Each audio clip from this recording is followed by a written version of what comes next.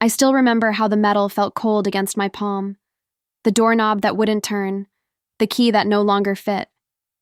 26 years of calling this place home, and suddenly I stood on the porch like a stranger. The curtains were drawn, but I could see his silhouette moving behind them. My father knew I was there. He just didn't care. It had started raining, a light drizzle at first that quickly intensified. I knocked again, harder this time. The drops fell heavier now, soaking through my thin jacket. I hadn't brought an umbrella because I never thought I'd be standing outside my own home, locked out in the rain. "Dad!" I called out, my voice breaking against the rhythmic patter of raindrops. "Please open the door, this isn't funny." The porch light flicked on, momentarily blinding me. Then the door swung open, and there he stood, my father, Robert Reynolds, his face like stone, hardened by years of bitterness after my mother passed. Behind him, I could see Cynthia, his girlfriend of 8 months, hovering in the hallway. She didn't look me in the eye, but I caught the slight upward curve of her lips. Satisfaction. "Your key doesn't work anymore," he said flatly. "I noticed," I replied, trying to keep my voice steady despite the cold rain seeping into my clothes. "Why did you change the locks?" He stepped outside, pulling the door almost closed behind him. The rain was hitting the porch roof now, creating a steady drumming above us. Water dripped from my hair into my eyes, but I didn't wipe it away. I wanted him to see what he was doing to me. "I've been thinking," he started, crossing his arms over his chest, "about what Cynthia said, about how it's time I moved on with my life." My stomach tightened. Cynthia, of course, the woman who'd been whispering in his ear since they met at his company's Christmas party. The woman who'd been slowly convincing him that I was taking advantage of him, that I was the reason he couldn't move forward after Mom died. I'd heard their whispered conversations when they thought I was asleep or out of the house. "What does that have to do with changing the locks on me?" I asked, though I already knew the answer. This was just the final step in Cynthia's plan to erase every trace of my mother, including me. He looked past me, out at the rain-soaked street where I'd parked my car.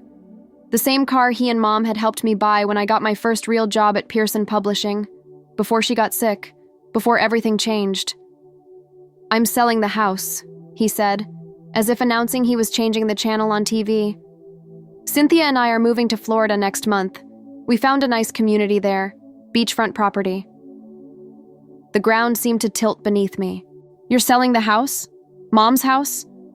My voice sounded distant, like it belonged to someone else. "What about my things? My room? All of Mom's—" "I've boxed up what I thought you'd want," he cut in, his tone businesslike and detached. "It's in the garage. You can take it tonight." I stood there, rain now streaming down my face, mingling with the tears I couldn't hold back. "Dad, this is my home too. Mom left it to both of us. You can't just— You never belonged here." The words hit harder than any physical blow could have. "Not really. Your mother insisted we keep you around, but honestly, I've done my part. You're an adult. You have a job. It's time you found your own place to live." I stared at him, searching for any sign of the father who had once taught me to ride a bike in the driveway, who had sat at my bedside when I had chickenpox, who had cried at my high school graduation. There was nothing of that man left in his eyes. They were cold, distant, looking at me as if I were nothing more than an inconvenient tenant who'd overstayed their welcome.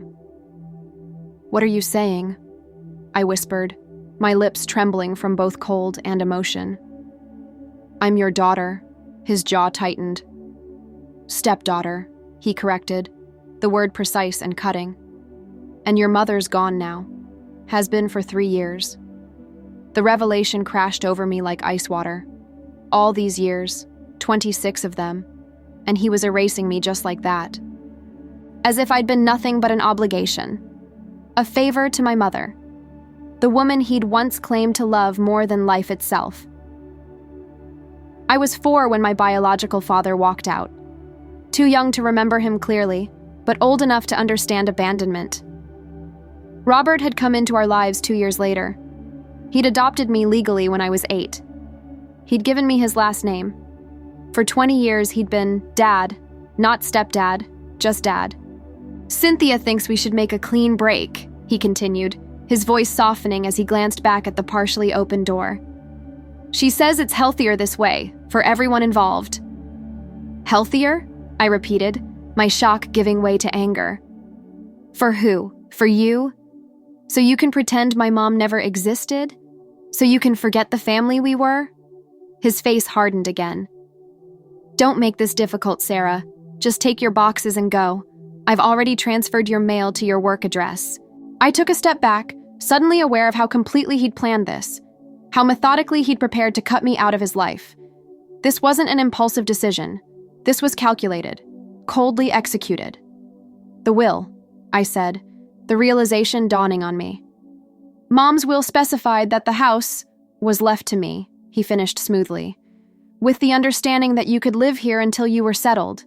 Well, you're settled now. You have a degree, a job. It's time. But that wasn't right. I remembered sitting in the attorney's office after Mom died. I remembered the reading clearly. The house had been left to both of us, with my father as the executor. Had he lied to me all this time? Or was he lying now? That's not what the will said, I insisted, my voice growing stronger despite the chill that had settled into my bones. Mom left the house to both of us. I was there when they read it. A flicker of something, uncertainty, fear, crossed his face, but vanished so quickly I might have imagined it. Think whatever you want, he said dismissively, waving a hand as if brushing away an irritating fly. But I'm the executor, and I've decided it's time to sell. Cynthia and I want to start fresh in Florida, and this place has too many reminders. Reminders. Like me. I was just another painful reminder of my mother. Someone to be packed away in boxes and stored in the garage until convenient disposal. I'll call my lawyer, I said, my voice steadier than I felt. The rain had soaked through my clothes completely now, but I barely noticed. He actually laughed at that, a short, sharp sound with no humor in it. With what money? On your entry-level salary? Go ahead. But the house is already on the market, and I have a buyer interested. You have until the end of the month to find somewhere else to live. With that, he stepped back inside and closed the door. The lock clicked into place with a finality that echoed in my chest.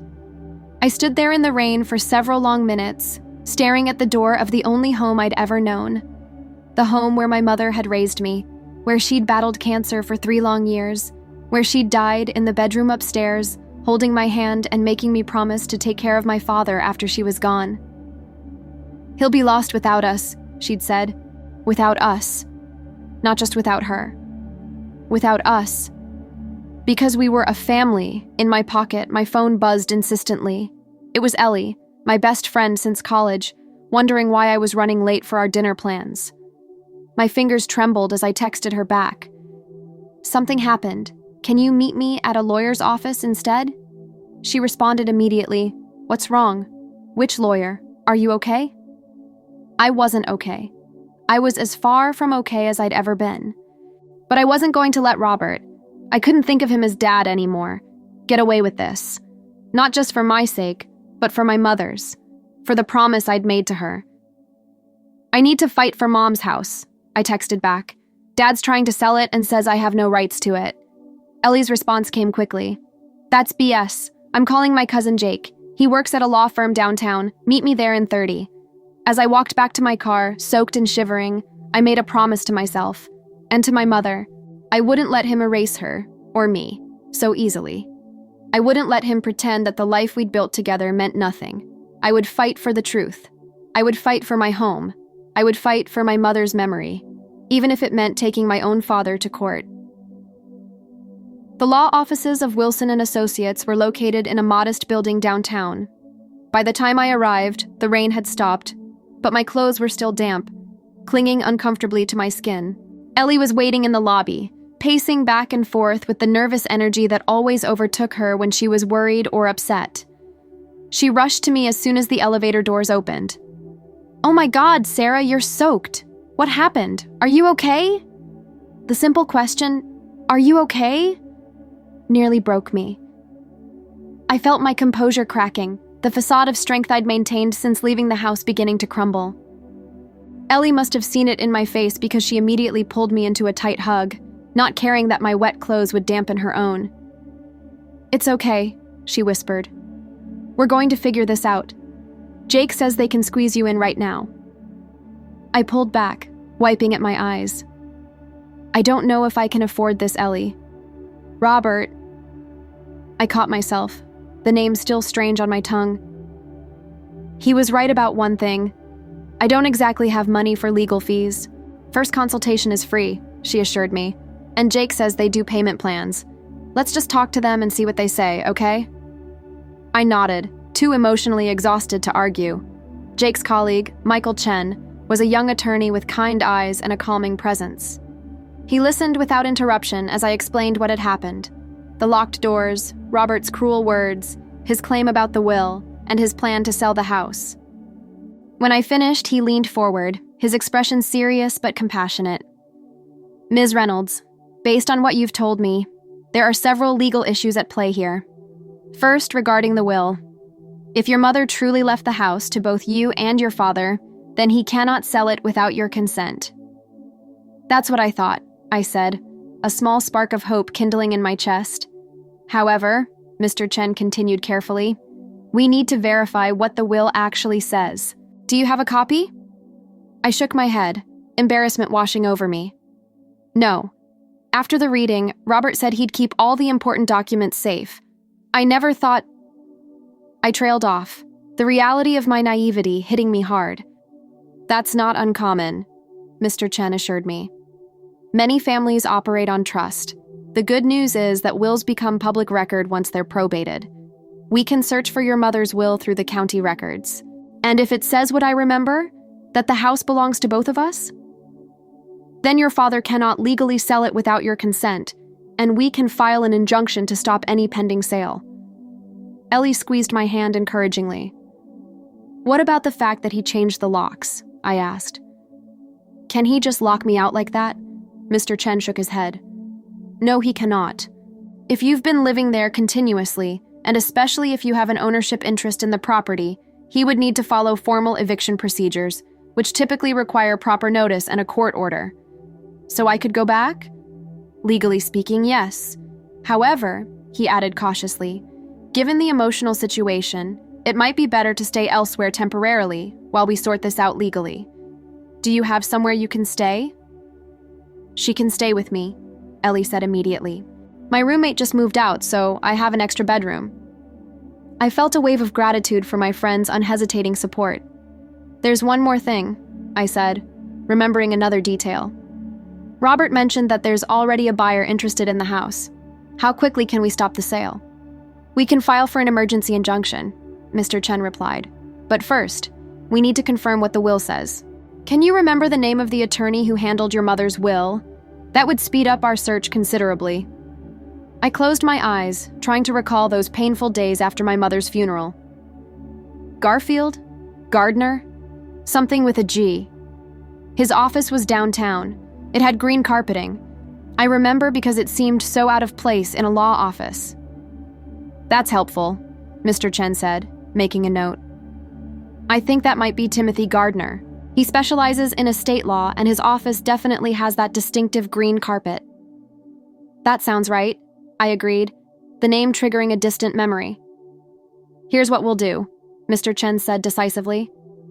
"I'll contact Mr. Gardner's office tomorrow morning and request a copy of your mother's will. I'll also start the paperwork for an emergency injunction to prevent any sale of the property until we can establish legal ownership. In the meantime, I suggest you retrieve any important personal documents or irreplaceable items from the house as soon as possible." The thought of going back there, of facing Robert again, made my stomach twist. But Mr. Chen was right. There were things I couldn't risk losing: my mother's journals, family photos, her jewelry. Things that held no monetary value but were priceless to me. "I'll go with you," Ellie offered, reading the apprehension on my face. "Thank you," I said, my voice barely above a whisper. As we were leaving the office, Mr. Chen handed me his card. "Call me anytime, day or night, and Ms. Reynolds." He held my gaze steadily. "Don't let anyone tell you that you don't belong. This is about your legal rights, yes, but it's also about your home, your memories, your family legacy. We're going to fight for all of that. For the first time since I'd stood in the rain with a key that no longer worked, I felt something other than despair. A flicker of determination, a spark of courage. Whatever Robert thought, whatever Cynthia had convinced him of, I did belong in that house. It was my home. My mother's home. And I wasn't going to let anyone take it away without a fight. The next morning, I woke on Ellie's couch, momentarily disoriented before the events of the previous day came rushing back. The locked door, the rain, Robert's cold eyes as he told me I never belonged. I pulled the blanket tighter around myself, fighting the urge to curl into a ball and shut out the world. My phone buzzed on the coffee table, a text from an unknown number. "Sarah, it's Aunt Carol. Just heard from Linda next door that Robert's putting the house up for sale. What's going on? Call me." Aunt Carol wasn't really my aunt, but my mother's best friend since childhood. She lived 2 hours away and had been a consistent presence in my life, especially after Mom died. If she was hearing about this from the neighbors, things were moving faster than I'd realized. I called her immediately. "Oh, honey," she said when I explained what had happened. "I can't believe Robert would do this to you, after everything your mother went through to make sure you'd be taken care of." "What do you mean?" I asked, sitting up straighter. There was a pause on the other end of the line. "Your mother was very specific about her wishes. She made Robert promise that you'd always have a home there, and there was the life insurance money too." My heart skipped a beat. "Life insurance?" "Yes, a policy through her work. It was quite substantial, a few $100,000 at least. Half was supposed to go to you." I gripped the phone tighter. "I never saw any of that money. Robert said there was barely enough to cover the funeral expenses." Aunt Carol's silence spoke volumes. "I'm meeting with a lawyer today," I told her. "Mr. Chen thinks we can stop the sale of the house, at least temporarily. But I need to get some things from the house first. Mom's journals, her jewelry, important documents." "I'm coming there," she said decisively. "I'll be there by noon. Don't go to that house alone, Sarah. Not with the way Robert's been acting." I felt a surge of relief. Aunt Carol had been like a second mother to me, especially these past 3 years. Her presence would be a comfort and a strength. After hanging up, I saw another text had come in, this one from Mr. Chen. "Found your mother's will. Need to meet ASAP. Can you come to the office at 10? My pulse quickened. "Found the will already?" That was faster than I'd expected. I texted back an immediate yes. Ellie insisted on accompanying me to the meeting, taking a personal day from her job at the local art gallery. "This is more important than cataloging new acquisitions," she said firmly. When we arrived at Wilson & Associates, Mr. Chen was waiting with several documents spread out on his desk. His expression was both grave and determined. "Ms. Reynolds," he said as we sat down, "I have good news and concerning news." "The good news first, please," I said, bracing myself. "The good news is that your memory was correct. Your mother's will explicitly states that the family home was to be left to both you and your father, with the stipulation that it not be sold without mutual consent of both parties." A wave of relief washed over me. I hadn't misremembered. The house was partially mine, legally and rightfully. "And the concerning news?" Ellie prompted when I couldn't find my voice. Mr. Chen's expression darkened. "The will has been tampered with." "Tampered with?" I echoed, not comprehending. He turned one of the documents toward me. "This is the official copy from the county records. As you can see, it clearly states that both you and your father inherit the house equally." He slid another document beside it. "And this is the copy your father submitted to the real estate agency handling the sale. Notice the difference." I leaned forward, comparing the two documents.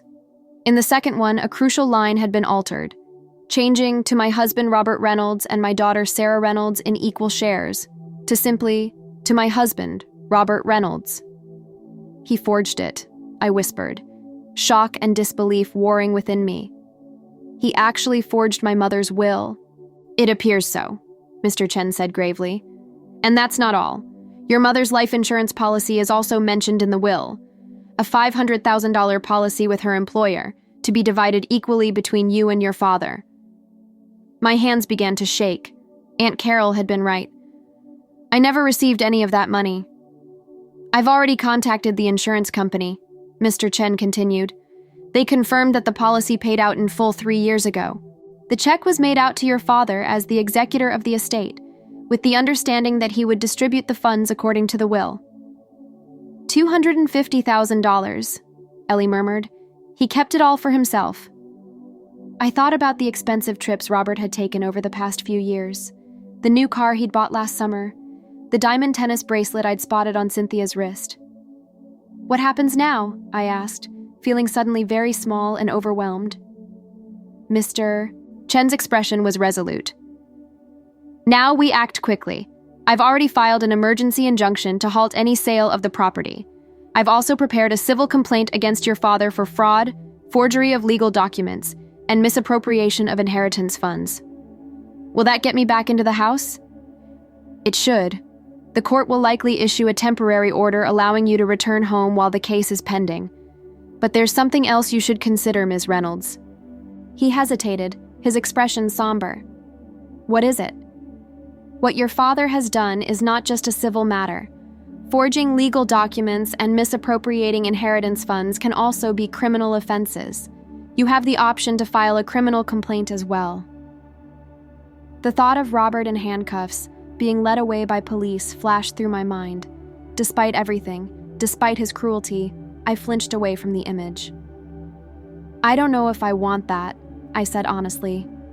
I just want what's rightfully mine. I want to honor my mother's wishes. Mr. Chen nodded understandingly. We can focus on the civil case first. See how your father responds when confronted with the evidence. When will that happen? I've expedited everything. We should have the injunction by this afternoon. Once that's in place, I'll send your father formal notice of the legal proceedings. In the meantime, I suggest you go to the house with a police escort to retrieve your essential belongings. A police escort. To my own home. The surreal nature of the situation hit me anew. Aunt Carol is on her way, I said. She should be here soon. I'd feel better having her with me too. That's a good idea, Mr. Chen agreed. And Ms. Reynolds, prepare yourself. Your father is not going to take this well. Those words proved prophetic. Aunt Carol arrived at Ellie's apartment just after noon, engulfing me in a fierce hug that smelled of her familiar jasmine perfume. Oh, my sweet girl, she murmured against my hair. Your mother would be so proud of you for standing up for yourself. Her words brought fresh tears to my eyes. I wish she was here. She is, in a way, Aunt Carol said, pulling back to look me in the eyes. In every brave thing you do, in every time you refuse to be dismissed or forgotten. With Aunt Carol and Ellie by my side, and a police officer following in his patrol car, I returned to the house on Maple Street. My hands trembled as I pressed the doorbell, mentally rehearsing what I would say. The door swung open to reveal not Robert, but Cynthia, her heavily made-up face registering first shock, then anger at the sight of me, and the uniformed officer a few steps behind. What is this? She demanded, her gaze darting between us. Robert isn't home. I'm not here to see Robert, I said, finding strength in Aunt Carol's steadying hand on my shoulder. I'm here to collect my things. Those boxes are in the— Not the boxes, I interrupted.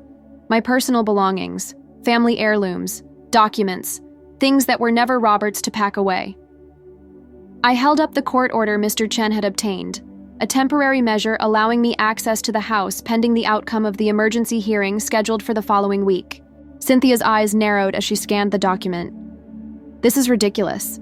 Robert owns this house. Actually, the officer interjected politely but firmly. According to county records, Ms. Reynolds has equal ownership of this property. I'm here to ensure she has peaceful access to her home and belongings. Cynthia's mouth opened and closed several times before she stepped aside, her body language radiating hostility. As I crossed the threshold, a flood of memories washed over me. The familiar scent of home, the slight creak of the third floorboard in the entryway, the way the afternoon light slanted through the living room windows. This was home. My home. But changes were already evident. Family photos that had hung on the walls were gone, replaced by generic artwork. My mother's favorite reading chair had been moved from its place by the window. The bookshelves that had once held her cherished collection of classics were now adorned with Cynthia's decorative vases and figurines. They were erasing her, systematically removing every trace of the woman who had built this home with love and care. "I need to go upstairs," I said, my voice steadier than I felt. "Whatever," Cynthia muttered, retreating to the kitchen but leaving the door conspicuously open to monitor our movements. I led Aunt Carol and Ellie upstairs to what had been my mother's bedroom, and mine, during the final months of her illness when I'd slept on a cot beside her bed to tend to her needs through the night. The room had been completely transformed. Gone was my mother's handmade quilt, her antique vanity, the soft blue paint she'd chosen because it reminded her of the ocean. In their place were stark white walls, modern furniture, and bedding in Cynthia's preferred shade of coral pink. "Oh, Sarah," Aunt Carol breathed, her face reflecting my own shock and grief. I moved to the closet, hoping against hope that they hadn't disposed of everything. To my relief, a stack of storage containers sat on the upper shelf. I pulled them down one by one, discovering my mother's winter clothes, photo albums, and a small wooden box I recognized immediately, her jewelry box. With trembling hands, I opened it. Inside were the pieces I remembered: her pearl earrings, the sapphire pendant Dad had given her on their 10th anniversary, the charm bracelet she'd added to every year on her birthday. But the most valuable piece, her engagement ring, a 2-carat diamond in a platinum setting, was missing. A coldness settled in my chest. I'd seen that ring recently, on Cynthia's hand. "Sarah?" Ellie's concerned voice broke through my thoughts. "What is it?" "Her engagement ring is gone," I said, unable to keep the tremor from my voice. Aunt Carol's eyes widened in understanding. "You don't think—" "I know exactly where it is," I said grimly. "And it's one more thing we're going to get back." We continued our search, methodically going through closets and storage spaces. In my old bedroom, now converted to a home office, I found more of my belongings haphazardly piled in boxes. Photo albums, school memorabilia, my mother's journals, which I clutched to my chest like precious treasure. As we were loading the last of these items into Ellie's car, a sleek black BMW pulled into the driveway. Robert. His face darkened with fury as he took in the scene. The police car, the open trunk filled with boxes, me standing defiantly on what he'd assumed was no longer my property. He stormed toward us, barely acknowledging the officer who stepped forward to intercept him. "What the hell do you think you're doing?" he demanded, his voice sharp enough to draw curious glances from the neighbors across the street. I met his gaze steadily, refusing to be intimidated.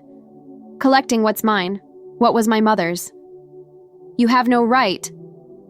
"Actually," I cut in, "I have every right." I nodded to the officer, who handed Robert a copy of the court order. "And I have this, an emergency injunction preventing you from selling the house." Robert snatched the document, his eyes scanning it rapidly. His face paled, then flushed with anger. "This is ridiculous. Some legal mistake." "No mistake," I said quietly. "I saw the will, Robert. The real one, not the forged version you submitted to the realtor." For a moment, he looked genuinely startled, as if he couldn't believe he'd been caught. Then his expression hardened again. "You think you can prove that? Good luck. The county has the original on record," I explained, a strange calm settling over me despite the confrontation. "And Mr. Chen has already confirmed with the life insurance company that the policy paid out in full. $250,000 that should have been mine." Robert's jaw clenched, a muscle ticking in his cheek. He glanced at the officer, then at the neighbors who were now openly watching from across the street. "We need to discuss this privately," he said in a lower voice. "We will," I assured him. "In court, next week." I turned to go, but Robert grabbed my arm, his fingers digging painfully into my skin. "You ungrateful little—" "Sir," the officer intervened firmly, "I suggest you let go of Ms. Reynolds immediately." Robert released me as if burned, taking a step back, but the rage in his eyes remained undiminished. "You'll regret this," he hissed. "I took you in, gave you a home, a name, and this is how you repay me?" I looked at him, really looked at him, and saw not the father who had once loved me, but a man consumed by greed and bitterness, a man who had betrayed not just me, but the memory of my mother. "No, Robert," I said softly. "You'll regret what you've done, because Mom trusted you. She loved you, and you've betrayed everything she stood for." As I turned to walk away, Cynthia appeared in the doorway, watching the scene unfold with wary eyes. "One more thing," I called over my shoulder.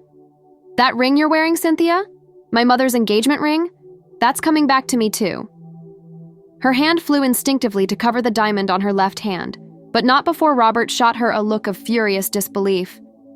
As we drove away, I couldn't help but glance back at the house in the rearview mirror, the home where I'd grown up, where I'd loved and lost, where I'd been told I never belonged. "We did it," Ellie said, squeezing my hand. "No," I corrected her gently.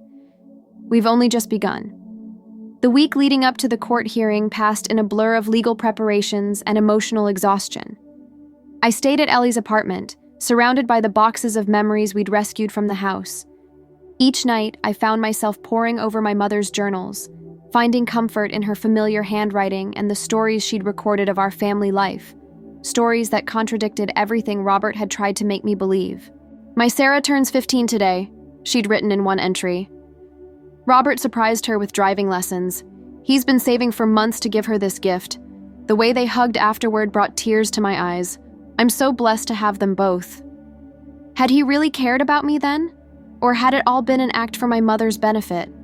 I couldn't reconcile the man who'd saved for months to buy me driving lessons with the one who'd changed the locks and told me I never belonged. Mr. Chen called daily with updates. The case was building strongly in my favor. The forged will, the misappropriated life insurance money, the unlawful eviction, each piece formed a damning picture of Robert's betrayal. "He's requested a private meeting," Mr. Chen informed me the day before the hearing. "Just you, him, his attorney, and me." "Why would he want that?" I asked, suspicious of any overture from Robert. "My guess?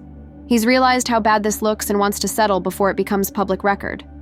Court proceedings are public, Sarah. Everyone will know what he did." I considered this.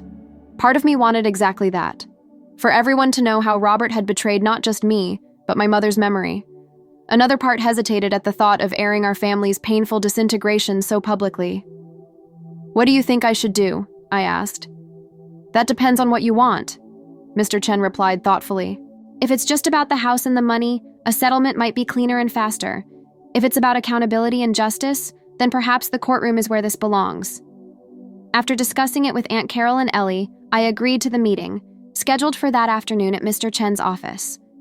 Robert arrived with an attorney I recognized from his country club circles, an older man with silver hair and an expensive suit. Their faces were grim as they took seats across from us at the conference table. "Thank you for agreeing to meet," Robert's attorney began smoothly. "We believe we can resolve this unfortunate situation without further legal proceedings." "Unfortunate situation," I repeated, unable to keep the edge from my voice.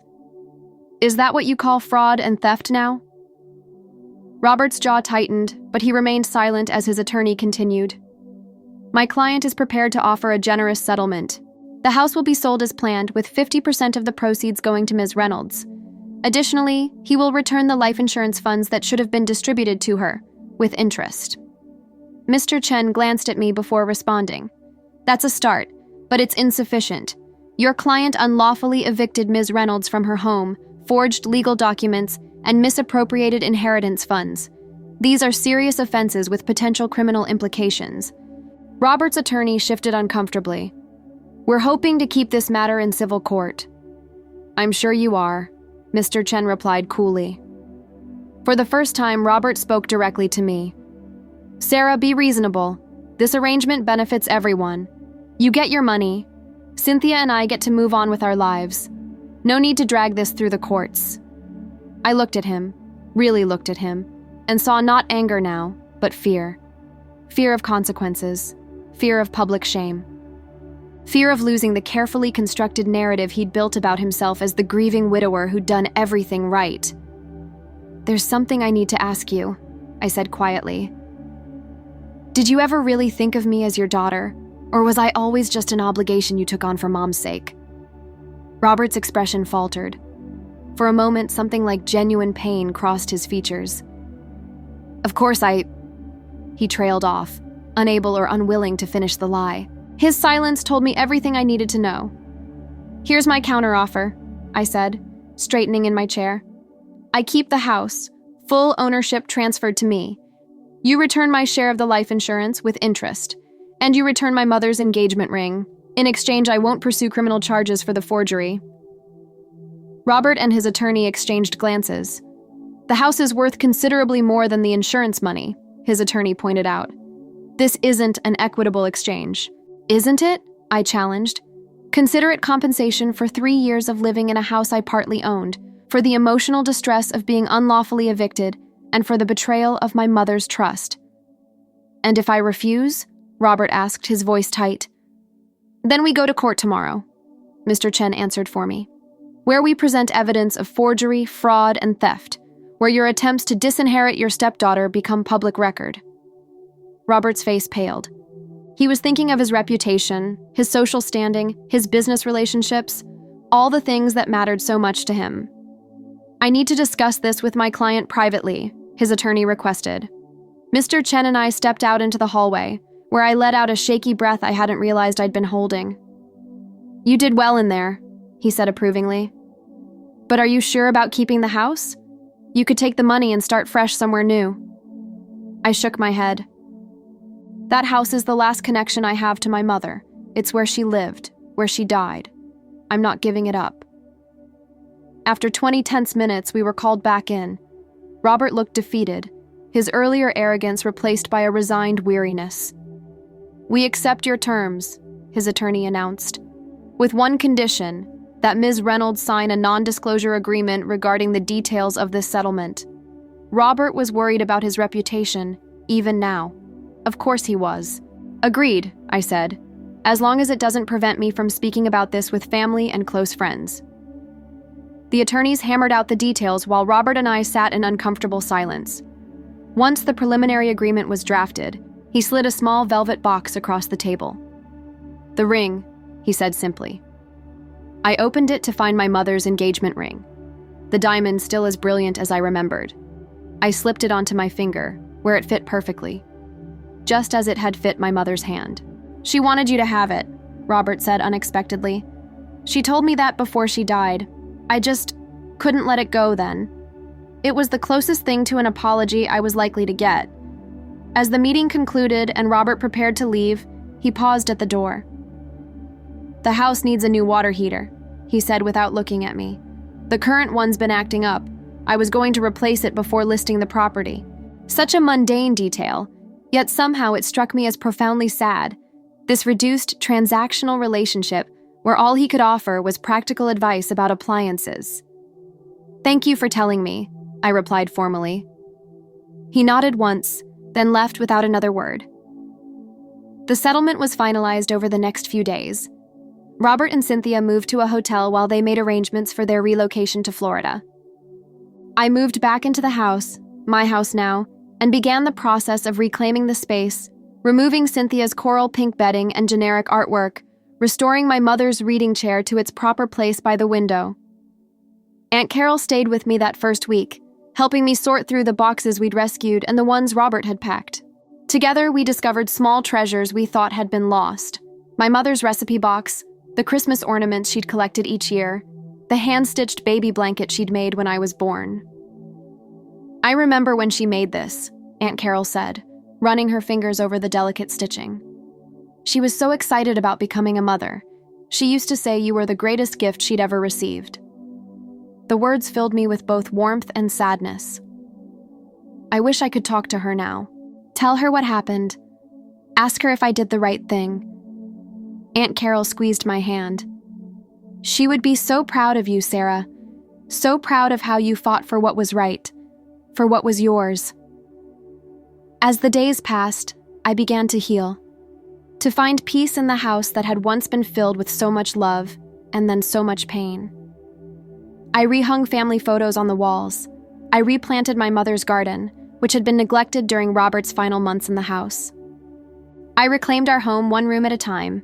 The settlement money, my rightful inheritance, provided financial security I'd never expected. I reduced my hours at the publishing house to part-time, using the extra time to work on my mother's long-abandoned dream, writing a children's book series. The story she'd made up for me as a child, about a brave little girl who discovered magic in everyday objects, had always been special to us. Now I could bring them to life in her memory. 3 months after the settlement, a certified letter arrived. It was from Robert, sent from his new address in Florida. Inside was a flash drive and a brief note. "Sarah, found these when unpacking. Thought you might want them. R." Curious and wary, I plugged the drive into my laptop. It contained dozens of videos, home movies I'd never seen before, my 5th birthday party, a family trip to the beach, my high school graduation, and then one file labeled simply, "For Sarah, from Mom." With trembling fingers, I clicked play. My mother's face filled the screen. She looked thin, her hair gone from chemotherapy, but her eyes were bright and determined. She was sitting in her hospital bed, and I realized with a jolt that this must have been recorded during her final days. "My dearest Sarah," she began, her voice weaker than I remembered, but still unmistakably hers. "If you're watching this, then I'm gone, and enough time has passed that you might need to hear my voice again." Tears blurred my vision, but I couldn't look away from her beloved face. "I want you to know how proud I am of you," she continued, "how much joy you've brought into my life. You are strong and kind and brave, everything I ever hoped my daughter would be." She paused, taking a labored breath. "I've asked Robert to give you this when the time is right, when you might be questioning your place in the world, when you might need reminding that you belong. You have always belonged, Sarah, in our home, in our family, in this world." The words I'd so desperately needed to hear, the words that Robert had twisted into their cruel opposite on that rainy night. "Whatever happens after I'm gone," my mother said, "never forget that you are loved, that you matter, that you belong." The video ended, but I played it again and again, my mother's final gift to me, the affirmation that no one, not even Robert, could take away what was rightfully mine. The next day, I found myself at the courthouse again, but for a different purpose. With Mr. Chen's guidance, I filed the paperwork to legally change my last name. Not back to my birth father's name, which I barely remembered, but to my mother's maiden name, Bennett, Sarah Bennett, a new name for my new beginning.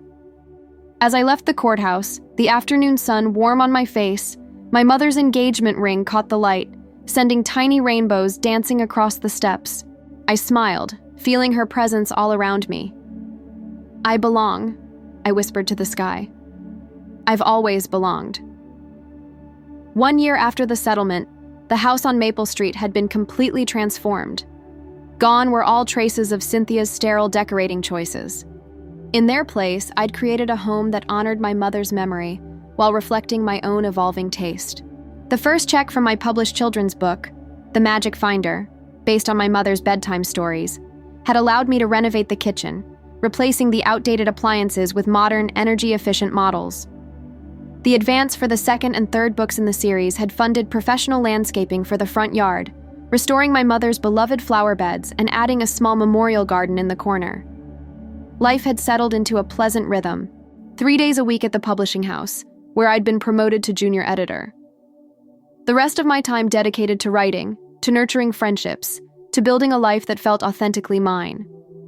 Ellie had moved in as my roommate, converting the downstairs study into a bedroom.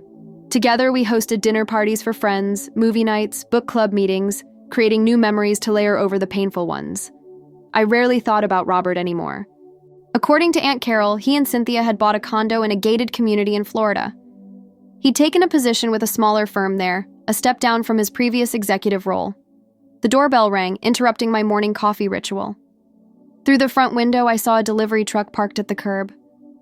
"Package for Ms. Bennett," the courier announced when I opened the door. Inside was a framed photograph I'd never seen before. It showed my mother and me at the beach, building a sandcastle together. I appeared to be about 7 years old, my face scrunched in concentration as I patted sand onto a tower. My mother was watching me, her expression one of pure love and pride. A note was attached. Found this while cleaning out the last of my office things. Thought you should have it. Your mother loved you more than anything in this world. I wasn't strong enough to honor that love the way I should have. I hope someday you can forgive me. Robert. I stared at the note, then at the photograph, emotions swirling through me. Not anger, surprisingly. Just a quiet sadness for what could have been, for the family we might have remained if Robert had made different choices after my mother's death. My phone buzzed with a text from Aunt Carol. Judge Edwards just called. The foundation paperwork is approved. We're official. The Eleanor Bennett Memorial Foundation, named for my mother, had been Aunt Carol's idea. A way to use part of my inheritance and the proceeds from my books to help other families affected by cancer. To provide the kind of support that Robert should have offered me after my mother's death. The irony wasn't lost on me. His betrayal, painful as it had been, had ultimately led to something positive. Without the court case, I might never have received my rightful inheritance. Without that financial security, I might never have found the courage to pursue my writing career. Without the books, the foundation might never have existed. My phone rang again. Mr. Chen this time. Sarah, good news, he said. The last of the paperwork has been filed. The trust is established exactly as you wanted. The trust was my own addition to the foundation, a fund specifically designed to help young adults who had lost parents, providing housing assistance, educational grants, and legal support. The kind of help I'd needed when Robert had changed the locks and told me I didn't belong. Thank you, Michael, I said, still getting used to being on a first-name basis with the attorney who had changed my life. For everything. You're the one who did the hard part, he reminded me. Standing up for yourself, fighting for what was rightfully yours. Most people wouldn't have had that courage. After we hung up, I walked through the house, touching familiar surfaces, remembering. In the living room, I straightened the photo of my mother that held pride of place on the mantel. Her smile, captured forever, seemed to approve of all I'd accomplished. 3 days later, I stood in the county courthouse again, but this time as a witness in a different kind of case. A young woman named Jamie, just 22, was fighting her stepfather for her deceased mother's estate. Mr. Chen had referred her to me when he took her case. As I testified about my own experience, I saw in Jamie's eyes the same fear and determination I'd once felt. The same need to fight not just for material possessions, but for recognition, for belonging, for the truth of her mother's wishes to be honored. When the judge ruled in Jamie's favor, the relief on her face mirrored what I'd felt when my own battle ended. As we left the courthouse together, she impulsively hugged me. Thank you for testifying, she said, for showing me it was possible to win. You belong in that house, I told her, the words carrying the weight of my own journey. Your mother wanted you there. Never let anyone tell you differently. Later that evening, as the sun set over my mother's garden, I sat on the memorial bench with her journal open in my lap. I'd been rereading her entries from when I was a child, finding comfort in her familiar handwriting and the stories she'd recorded. My Sarah stood up to a bully at school today, she'd written when I was 10. Not for herself, but for a smaller child who was being picked on. That's my girl, always fighting for what's right, even when it's hard, especially when it's hard. I closed the journal, watching the last rays of sunlight illuminate the flowering shrubs my mother had planted so many years ago. They were thriving again after years of neglect, reaching toward the sky with renewed purpose. Like me, I had fought. I had won. I had reclaimed not just my inheritance, but my sense of belonging, my place in the world, my mother's legacy, and in doing so, I had found a way to help others fight their own battles. To show them that sometimes when someone says, "You never belonged here," the most powerful response is to prove them wrong. Not with anger, not with hatred, but with truth, with courage, and with the unshakable knowledge that you know exactly where you belong. The house on Maple Street was mine. The life I was building was mine. The future, bright with possibility, was mine. And no one could ever take that away again.